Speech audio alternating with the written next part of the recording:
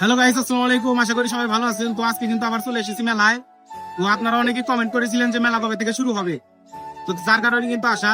তো মেলা কিন্তু মনে করেন যে আজকে এখনো শুরু হয়েছে, কিন্তু দোকানকার পাট মনে হয় সব আসে নাই। তো আপনারা কিন্তু দেখতে পাচ্ছেন মেলা কিন্তু শুরু হয়ে গেছে, আর মেলাতে কিন্তু মানুষজন আসা শুরু হয়ে গেছে। অনেক পরিমাণে লোক হয়েছিল। আগামীকাল মেলা অলরেডি শুরু হয়ে গেছে, কিন্তু কয়েকটা দোকানপাট এখনো বসে নাই। ইনশাল্লাহ রবিবারের ভিতর সব দোকানপাট বসে যাবে। আসলে আমি ভিডিওটা করেছিলাম কিন্তু আগামীকাল শনিবার, বুঝতে পারছেন। মেলায় আসলে আমি গিয়েছিলাম একটু তাড়াতাড়ি, যে কারণে লোকজন দেখতে পাচ্ছেন না। আসলে মেলা অনেক লোক হয়েছিল, আর মেলাতে যাওয়ার পর আমার কিছু ভালোবাসার মানুষের সাথে দেখা হয়েছিল। এই ছোট ভাই ব্রাদার আমাকে এত ভালোবাসে যা বলার মতো না। আসলে এই ভালোবাসার জন্যই কিন্তু আমি ভিডিওগুলা করি। তো আমি মেলায় গিয়েছিলাম একটু তাড়াতাড়ি, যার কারণে আপনারা দেখতে পাচ্ছেন মানে ওই রকম কিন্তু লোকজন নাই।